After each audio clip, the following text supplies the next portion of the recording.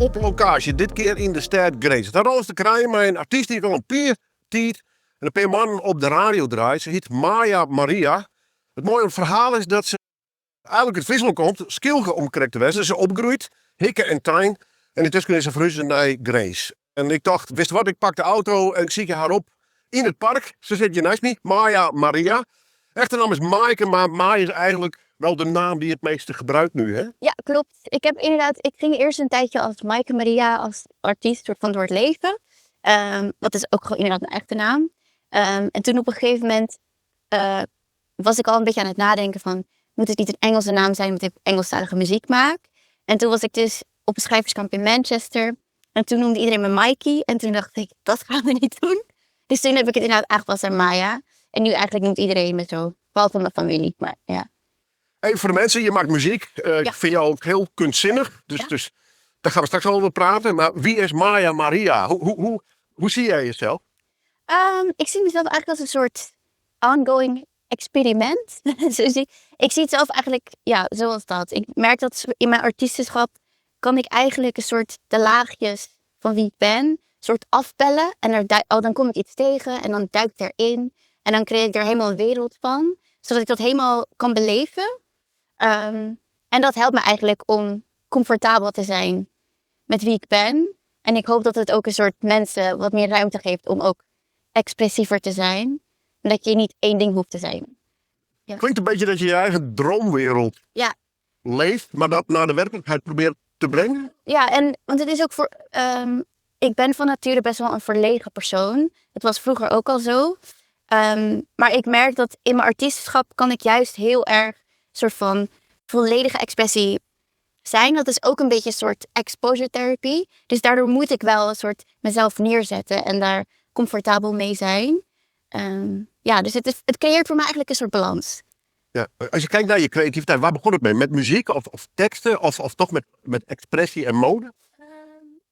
Het begon als kind inderdaad wel met knutselen en mode en dat soort dingen. Ik was altijd dingen aan het maken. En toen kwam er eigenlijk vrij snel zang bij. Daar hadden we het net ook al kort even over voor het interview. Maar ik had vroeger als kind best wel een beetje last van agressieproblemen. En nu weet ik dat het kwam dat ik gewoon heel hooggevoelig was. En ik wist niet wat ik met mijn emoties aan moest. Dus dat liep heel hoog op en dan knapte er iets en dan werd het fysiek. En toen op een gegeven moment werd het een beetje een probleem, ook thuis. Ik ging vechten en zussen en zo. En toen zei mijn moeder, oké, misschien moet je gewoon naar de achterdeur gaan en gaan schreeuwen. Zodat het vocaal wordt in plaats van fysiek. En toen kwam ik er gedurende de tijd achter dat zingen hetzelfde effect had. Dus dat ik daar gewoon heel erg mezelf in kon uiten. En dat ik er rustig van werd. En dat is eigenlijk alleen maar gegroeid. En eerst was het heel vals. Met de jaren werd het iets beter, ja. Ja, want wanneer is het punt ongeveer gekomen dat je dat in de muziek probeerde te drukken? Hè? Schreeuwen is emotie. Ja. Vervolgens ga je proberen, denk ik, niet meer vals te zijn. Ja. Maar dan moet je vertalen naar nummers en ga je misschien muziek schrijven. Hoe is dat? Bij mij is het eigenlijk wel echt begonnen met dat ik gewoon wilde zingen. Dus ik was eerst voornamelijk heel veel covers aan het zingen van andere mensen. En in mijn tienerjaren ben ik heel lang fysiek ziek geweest. Dus ik zat eigenlijk gewoon thuis in mijn kamer. En mijn wereld was heel kleiner door. En daar was niet heel veel vooruitzicht in. Tot ik op een gegeven moment werd ik 18. Toen begon het opeens beter te gaan. Wat een beetje onverwacht was eigenlijk. En toen heb ik vanuit gewoon de wereld, vanuit Nederland, heb ik een coach gekregen om een beetje te gaan verkennen, oké, wat nu? Want ik was uit het schoolsysteem gevallen. En ik moest weer een soort gaan kijken wat ik met mijn leven kon beginnen. En toen heeft hij eigenlijk de vraag bij me neergelegd van, wat wil je nu als alles kon? En toen merkte ik eigenlijk aan mezelf, eigenlijk wil ik gewoon zangeres zijn. Maar in mijn hoofd kon dat niet. Omdat ik dacht, dat is een soort onhaalbare droom die ieder kind heeft. En hij zei, maar wat als het wel kan? En daar is eigenlijk een soort van het zaadje geplant. Dat ik dacht, oké, ik ga het gewoon doen. En kijken wat er gebeurt. Dus toen ben ik naar Groningen verhuisd. En nu eigenlijk heb ik een soort, door allemaal ervaring te doen in projecten met andere mensen, is het langzaam gaan rollen. En toen ben ik dus muziek gaan maken. Heb je het gevoel dat je moet dus eigenlijk heel veel inhalen? Of niet? Ik denk in het begin dat dat wel zo voelde inderdaad. Vooral toen ik hier net verhuisde, toen was het ook coronatijd. Dus dat was heel raar, want ik ging van een soort van isolatie van mijn kamer naar isolatie in een stad. Dus dat was voor andere mensen heel heftig, maar voor mij eigenlijk misschien wel fijn. Dat daardoor de wereld soort van met stapjes steeds iets groter werd. Je overgang was dus raar genoeg niet eens zo groot. Dus. De overgang werd daardoor meer haalbaar, denk ik, voor mij. Wat is de vraag? Nou, dat je zit heel lang thuis, Ja. ook nog op een eiland. Ja, of ik En dan kom je hier in de grote stad. ja, Nou, ik neem aan dat je thuis wel studie hebt gedaan, dat je hebt geleerd of niet? Of moest je qua school? helemaal niet. Ik heb in het laatste jaar had ik wel thuisstudie gedaan. Maar daarvoor ging het met mijn brein ook niet goed. Dus ik kon ook niet heel goed lezen en zo. Maar in het laatste jaar heb ik wel nog staatsexamen Nederlands en Engels en rekenen gedaan. Dus in ieder geval geschiedenis. Dus dat heb ik in ieder geval wel. Maar geen volledig diploma. Maar ja, dus in het begin dat ik hier woonde, voelde het vooral heel erg alsof ik achterliep. Inderdaad, dat ik dacht, oh ja, iedereen om me heen heeft een soort van dezelfde ervaring van een middelbare schooltijd en een puberteit. En ja, die heeft een soort van kennis. Dat gevoel had ik heel erg, die ik niet heb. Dus daardoor voelde ik me ook wat minder, denk ik. Maar eigenlijk gedurende de jaren kwam ik er ook achter, ja, het maakt ook allemaal niet zo heel veel uit. En ook dat ik wel merkte, ik heb dan misschien dat stuk niet. Maar ik heb wel hele andere ervaringen. Waardoor ik ook mezelf beter ken. En ook inderdaad, mijn creatieve stuk is daardoor wel ontwikkeld. Ja, dus nu merk ik dat ik er rust in heb. Maar dat was in het begin inderdaad wel even schakelen. Ja. Was het wel moeilijk je sociaal te settelen in zo'n Groningen is een grote stad. Ja. Dus dan moet je moet heel veel uit jezelf komen. Wil je mensen tegenkomen? Wil je vriendschappen sluiten? Ja. Uiteindelijk samenwerkingen. Hoe is dat gegaan? Was dat moeilijk voor je of is het vanzelf gegaan een beetje? Nou, ik vond het wel heel spannend. Omdat ik dus heel veel tijd alleen had doorgebracht. Maar ik heb mezelf ook echt in de diepe gegooid. Dus ik was gewoon zo van, ik ga gewoon allemaal mensen... Ik had op een gegeven moment had ik een closet sale bij mij thuis georganiseerd. En heb ik allemaal gewoon vreemden uitgenodigd. Totdat ik dacht, daar kan ik vrienden maken. En ik ben ook wel bij Noordstaat terechtgekomen. Daar heb ik dan wat shops en zo gedaan. Dus daardoor kwam je ook wel een beetje in de muziek scene terecht. Dus dat ging eigenlijk wel soepeler dan ik had verwacht. Vond je dat eng? Ja, tuurlijk. Ja. Heel eng. Ja, nieuwe mensen, vreemde mensen. En nu dan, weet je wel, dat gevoel. Had je toen wel al redelijk uitgedacht wat je wilde met je creativiteit? Was je toen al zover? Ja, dat denk ik wel. Ik had het voor mezelf best wel helder. Omdat ik ben heel erg een beelddenker. Dus ik heb dat dan helemaal die wereld al voor mezelf gemaakt. Maar het is wel met de tijd een beetje zo verschoven. Want ik was eerst volop R&B. En toen op een gegeven moment dacht ik, nee, dat is het niet. Het moet iets alternatiever worden. Ja, dus dat was wel een soort weg. Ja. Wanneer is voor jou de artiest Maya Maria ontstaan, geboren? Eigenlijk na Wolfskers. Ik heb dus eerst heel veel projecten gedaan met Noordstaat en met inderdaad schrijverskampen en zo. En dus ik heb heel veel verschillende dingen geprobeerd. En toen op een gegeven moment werd ik door Lake Woezoe gevraagd om een alternatief Nederlandstalig hip-hop album te maken met een groep makers. Dat was voor mij een uitstapje, want ik deed eigenlijk alleen maar Engelstalig. Dus dat was even een uitstapje, maar dat was wel een hele goede les uiteindelijk, omdat ik ook in dat genre dan mijzelf moest vinden en dat het ook alsnog Maya was. Dus dat was een heel fijn leerproces. En tegelijkertijd met dat ben ik eigenlijk toen met Lake Woezoe een soort traject begonnen om daarachter te komen. Wie ben ik? Wat heb ik te zeggen? Waarom? En hoe klinkt dat? En hoe ziet dat eruit? Dus toen heeft een soort van langzaam is Maya Maria gewoon duidelijker geworden. En toen hebben we dus samen ook de debuut-EP gemaakt. Ja. Lake Woezoe toch even benoemen? Ja. Wie zijn? Ja, Lake Woezoe is voor mij mijn management ook. Maar ze zijn ook een soort productiehuis. En ze doen heel veel talent development dingen in Leeuwarden. Ik vind ze zelf echt amazing. Ja, maar dat is ook makkelijk om te zeggen. Maar want ik heb wel gemerkt in het begin vooral was het ook als vrouw in de muziekindustrie best wel even een ding om mensen te vinden om samen mee te werken. Waarbij ik me en gezien voelde en veilig. Dat vooral, dat punt merkte ik wel dat even is toch lastiger dan mensen denken. Dus ik was er best wel kritisch ook in en voorzichtig. Daarom heeft het ook wel een tijdje geduurd voordat ik echt dacht... oké, met deze mensen wil ik mijn eerste echte project doen. Maar bij hen voelde het eigenlijk gelijk goed. En ze zijn ook heel voorzichtig met me. Ze snappen me heel goed. Ze houden me ook tegen, want dat heb ik juist nodig eerder. Dat iemand zegt, oké, misschien moet je een dag vrij nemen. Rustig. Ja, precies. Dus dat houden ze heel goed in de gaten. En ze zien gewoon heel goed wat ik artistiek wil. Ja. Wie zijn er dan de belangrijkste personen voor jou daarbinnen? Nou ja, je hebt Marcel, Ico en Paul. En eigenlijk zijn ze allemaal heel betrokken. Maar Ico is ook mijn manager. Dus daarmee heb ik wel het meeste contact. Ik zag op jouw Instagram dat je vertelde wie mee had gewerkt voor de laatste single. Daar gaan we straks nog even over praten. Maar wat een lijst, wat een team. Dat is ongelooflijk. En dat is veel meer dan Lake Woezoe. Ja. Die drie, hè?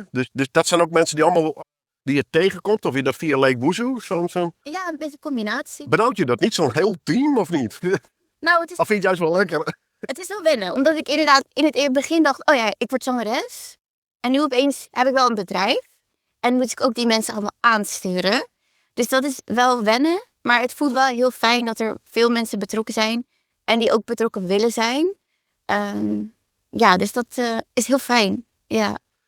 Wie doet jouw styling op de social media? Want je vertelt daar een heel persoonlijk verhaal. Ja. Maar je bent heel erg met stijl bezig. Ja. En hoe het eruit ziet. Ja. Daar is niet één, maar daar is 10 keer over nagedacht volgens mij. Ja. Doe je dat allemaal zelf? In het begin wel. En ik merk ook wel dat ik dat heel leuk vind. Dus mijn brein, wat ik eerder zei, ik ben gewoon een beelddenker. Dus zo is het ook wel een beetje begonnen. Dat ik gewoon vooral heel veel online... Ik ging fotoshoots doen met mezelf en dan daarover nadenken. Dus dat heb ik zelf begonnen. Maar ik ben wel ook... Vorig jaar ben ik ook begonnen met een branding en social media coach. Melanie Esther. Omdat ik op een gegeven moment zoiets had van... ik ben het wel aan het doen. Maar het is allemaal op gevoel. En ik had voor mijn gevoel een beetje wat meer duidelijkheid nodig. En wat richtlijnen van hoe pak je dat aan. En vooral ook gericht op het uitbrengen van singles. Hoe maak je zo'n promotieplan? Nou ja, hoe zet je jezelf neer? Ja, precies dat. Hoe verkoop je jezelf als artiest? En ook hoe maak je daar de keuzes in? En hoe blijf je alsnog dicht bij jezelf? Want ik vind het ook ingewikkeld dat tegenwoordig muziek is een soort van... Ben je ook influencer? En dat aspect vind ik lastig. Dus dat was gewoon heel erg een zoektocht van... Hoe wil ik dat invullen? Zodat ik wel online zichtbaar ben. Maar dat het wel nog voor mezelf ook fijn blijft. Ja, en dat het niet nep gaat voelen. Want dat zou me een beetje benauwen. Ja. Wat is voor jou het belangrijkste? Welk social media kanaal? Want ik volg jou op Instagram. Maar welke zijn voor jou nou bijvoorbeeld belangrijk? Ja, voor mij wel Instagram. En we zijn nu ook een beetje bezig om na te denken of ik misschien YouTube wil gaan doen. Omdat ik ook langere video's leuk vind om te maken. Dan hoeft het niet allemaal zo kort. En TikTok vind ik nog een lastige. Daar ben ik nog niet helemaal over uit. Maar ik probeer mezelf tijd te gunnen om dat een beetje uit te vogelen. Ja. Je laatste single. Ja. Wat is het verhaal wat je daarin probeert te vertellen? Want het is behoorlijk persoonlijk wat je laat zien. Ja. Wat is de story? Dat is een goede vraag. Ik denk om dat soort van goed te kunnen beantwoorden moet ik even uitzoomen. Want de hele EP gaat dus over mijn relatie tot het bed. Want ik ben dus heel lang soort gekluisterd aan het bed geweest. En daarna kwam ik er eigenlijk achter dat het bed voor mij best wel een soort moeilijke plek is. Maar ook wel een plek van herstel. Want je slaapt en je rust uit. En ook wel een plek waar je dan ook gewoon gaat verkennen op een gegeven moment. Want op een gegeven moment komt er intimiteit bij kijken.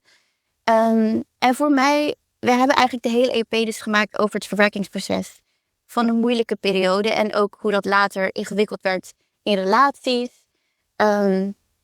En toen kwam ik eigenlijk op een punt dat ik het ook wel belangrijk vond om een soort van sleutelmoment daarin te verwerken wat voor mij heeft geholpen in het weer beter voelen en ook een betere relatie met mijn lichaam weer te ontwikkelen. Want dat was dus inderdaad op een gegeven moment een beetje ingewikkeld, want het was een negatieve plek. En dat moest weer positief worden. En voor mij kwam het eigenlijk een beetje op een gegeven moment dat ik me besefte dat ik fysiek niet heel verder om kon veranderen, maar mentaal wel. Dus toen ben ik heel hard gaan werken aan soort van self-care. En ik ging dus inderdaad zelfportretten schieten om een soort van mezelf mooi weer te vinden. En op een gegeven moment, ik wilde ook niet meer bang zijn voor mijn lichaam. Dus daar kwam op een gegeven moment ook een soort van solo seks bij kijken. Want het nummer gaat dus over masturbatie. Omdat ik heb gemerkt dat of in ieder geval om me heen merk heel erg dat het een taboe onderwerp is. En er zijn zoveel nummers over intimiteit met anderen. Maar eigenlijk helemaal niet over de relatie met je eigen lichaam en hoe dat eruit ziet. En ik merk vooral bij vrouwen dat het al helemaal taboe is. En dat ook heel veel vrouwen het niet doen. Maar ik eigenlijk denk dat ook bijvoorbeeld een ding als de orgasmekloof, dat ook heel erg daarvan uitkomt van vrouwen weten niet hoe hun lichaam werkt. Omdat het een soort niet wordt gepromoot om, verken maar eens hoe het voelt, wat goed voelt. En voor mij heeft dat dus heel erg geholpen om me veilig bij mezelf te voelen. En dat ook daardoor mijn seksualiteit ook met anderen een soort van meer iets heiligs wordt. Ja. Maar dat op social media anno 2025, waar ook hele nare dingen gebeuren. Dat lijkt me wel een enorme stap. Hoe zijn je ervaringen tot nu toe met de reacties bijvoorbeeld? Ja, goed. Maar ik denk ook wel dat dat komt omdat de mensen die mij nu volgen, hebben ook wel gemerkt dat ik daar eigenlijk altijd al heel open over ben geweest. Dus ik denk niet dat het heel erg komt als een shock. Bang voor afwijzing? Negatief? Dat zit er altijd wel een beetje onder. Maar wat ik eerder ook al aangaf, voor mij is een soort, mijn artiesten zijn, is eigenlijk altijd een soort van exposure therapy. Waardoor ik mezelf gewoon daarbuiten moet zetten. En dat ik daardoor juist wat meer comfortzone voor mezelf creëer. Omdat elke keer verzet ik die grens voor mezelf. Omdat ik dan mentaal ook kan zeggen van het is oké. Maar het is inderdaad wel een keuze. Dus ik ben me ook wel bewust van, je weet niet hoe de rest van de wereld daarop reageert. Dus dat is wel een soort van een beetje een gamble. Maar ja, ik weet niet. Ik geloof er ook wel gewoon in dat kunst daar ook voor is. En als ik merk dat het bij mij zo erg leeft, dan moet het gewoon gemaakt worden. Vind ik. En dan zien we het wel. Nou, ik vind het hartstikke grappig. Ik vind het heel moedig van je. En mooi dat het gebeurt. Want als voor iedereen angstig in zijn bubbel blijft hangen, dan gebeurt er nooit, dan gaat het nooit veranderen natuurlijk. Dat was je single, de EP. Hoe gaat die heten? The Bed Ties. Oké. Ja. Dat is een beetje het verlengde van wat je al vertelde. Ja, dit is mijn verbinding met het bed. Precies. En dat heb je in allemaal nummers uitgesplit? Ja, klopt.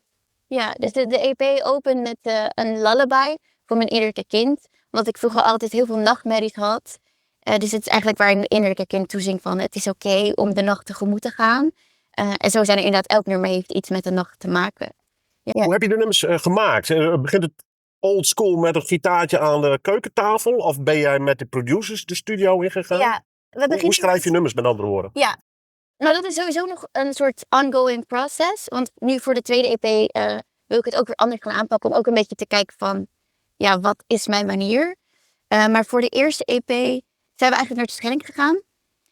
Met inderdaad Lake Wuzu, dus Ico en mijn toenmalige vriend. En Ter Damsma, dat is een pianist en ook artiest. En toen hebben we inderdaad eigenlijk de woonkamer van mijn ouders leeggehaald. Hebben we allemaal dingen op de grond neergezet. En hebben we een paar dagen daar gewoon heel veel verschillende demo's gemaakt. Omdat we zoiets hadden van, er is nog geen genre bekend van dit willen we precies gaan doen. Dus we wilden daar heel open instappen. Om gewoon allemaal dingen te proberen. En dan te kijken wat de Maya Maria sound is. En toen hebben we eigenlijk gewoon heel vrij dat iedereen gewoon wat ging spelen. En dat ik een microfoon had en gewoon maar wat melodieën ging zingen. Had je al wat in je hoofd? Qua melodie, qua ritmes of structuurtjes of stukken of de tekst of zo? Nee, in het begin was het gewoon helemaal open erin. Behalve dus inderdaad dat ik wist waar de EP over ging. En je wist het thema als het ware. Ja, het thema. En wat voor mij heb ik wel eerst een visueel moodboard gemaakt. Dus voor mij was er wel bijvoorbeeld de kleurschema's duidelijk. Want in mijn hoofd is geluid ook kleur. Dus daar had ik wel een visueel beeld bij. Om een soort van sfeer neer te zetten van zo moet het voelen voor mij. Maar verder qua geluid was het nog helemaal open. Spannend. Ja, maar wel heel leuk. Want we hebben dus toen gewoon een paar dagen kampvuurtjes gebouwd. En gewoon op de grond allemaal dingen opgenomen. wat eigenlijk nog niks was. En toen naderhand zijn we gekeken van, oh, wat zit hier tussen? Wat spreekt ons het meest aan? En toen zijn we dus bij Lake Woozoo in de studio echt schrijversdagen gaan doen. Om dan dingen uit te werken tot volledige nummers. Maar dat is eigenlijk allemaal wel begonnen met eerst melodie en toen de tekst. Hang je nog erg aan het schel? Ja, die verbinding is er wel. Ja, ik vond het vroeger dus wel ingewikkeld om erop te groeien. Want het was aan de ene kant heel vrij en veilig. En ik vond het amazing om zo in het bos te spelen en zo. Maar het was ook wel klein. En ja, ik had toch dan een heel creatief hoofd. En daar was niet heel veel voor beschikbaar om dat te stimuleren. Behalve dan dat ik op dansles zat. Dat vond ik wel heel leuk. Maar daar hield het ook wel een beetje op. Dus dat voelde voor mij een beetje beklemmend. Maar nu ik in Groningen woon, vind ik het geweldig om terug te kunnen gaan. En dan gewoon weer helemaal... Want het voelt gewoon alsof je op een andere wereld leeft daar. Dus alle zorgen vallen weg. En ja, dus ik ben altijd heel blij als ik daar ben. En ook... Planeet Terschelling. Ja, precies. Dus als het even een soort veel wordt in mijn hoofd, dan ga ik daarheen. En dan ga ik lekker bij mijn ouders chillen. En dan word ik weer rustig. Nou ja, of het hele huis bouwen om tot... Ja, daar zijn ze inmiddels wel aan gewend. Dat ik inderdaad altijd wel van die projecten heb, ja. Ik niet privé, maar ik kan me wel voorstellen dat je ouders ontzettend blij zijn. Ja. Dat mijn dochter, die dus heel lang ziek is geweest, Ja. nu de tent komt opbreken en allemaal creatieve dingen doen. Ja. Zijn ze er met andere woorden heel blij mee? Of Ja, daar zijn ze heel blij mee. Ja, en dat is voor mij... was je het vorige kindje, mag ik het zo zeggen? Nou, voor een tijd wel. Ja, echt vroeger niet. Maar het is wel een tijd voor hun ook heel lastig geweest. Nou ja, Ja, als dat je weet als ik. ouder je kind zo. Ja, en dat heeft ook echt wel hun leven toentertijd heel erg beïnvloed. Dus voor hen is het gewoon heel leuk om te zien dat ik er wat van aan het maken ben. Feestje. Ja, precies. En zij vinden het ook heel leuk. Dus vooral mijn vader ook, die houdt van het ondernemerschap. Dus die is ook elke keer als ik een idee heb, dan wil die weer meedenken en zo. Hij is ook ondernemer, toch? Ja. Ze hebben inderdaad een strandpaviljoen samen. Maar dan wil hij ook weer meedenken met helpen bouwen en zo. Of hebben een fotoshoot, dan wil hij ons rondrijden en zo. Dus dat is allemaal heel leuk, ja. Toekomst. Je gaat op tour, popronde. Ja. Met andere woorden, je gaat eindelijk het land door. Ja. Hoe ga je dat doen met band, DJ, weet ik veel? Of een orkestband? Ja, we hebben voor dit jaar, en dus voor deze tour, hebben we backing track en mijn drummer Filip Mozetic. En dat is voor nu heel leuk. En het werkt ook goed, merk ik. En daarna gaan we kijken voor verdere banduitbreiding. Wat is je droom? Ja, mijn droom. Ja, dat ik gewoon voorstellingen kan maken die ik wil maken. En dat het ook binnen en buiten Nederland. En ik zou het heel leuk vinden bijvoorbeeld om ambassadeur van Oerol te worden. En daar dan een soort jaarlijks voorstellingen te kunnen maken. Je hebt op oorlog gespeeld. Ja, klopt. Afgelopen jaar. Wat voor voorstelling was het? Puur muzikaal, theater of is het een mix? Nee, het is nu dus puur muzikaal. Maar mijn ambitie is wel om langzaam een soort van mix te kunnen vinden tussen muziek en danstheater. En dus daar ligt ook wel de uitdaging voor mij de komende jaren. Om dat steeds meer soort van te blenden. En dat ik ook het poppubliek kan uitdagen inderdaad. Ook voor wat meer theatrale dingen. Ja, Jeetje. Ja. Wat een avontuur. ja, Ja. zeker. We gaan nog heel veel van Maria horen. Ja, let's hope.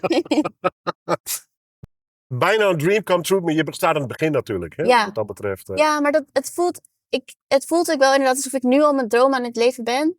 Maar ik weet dat het alleen nog maar meer gaat worden. Oh. Want ik heb er gewoon vertrouwen in. Ja, Rock and roll. ja, exactly.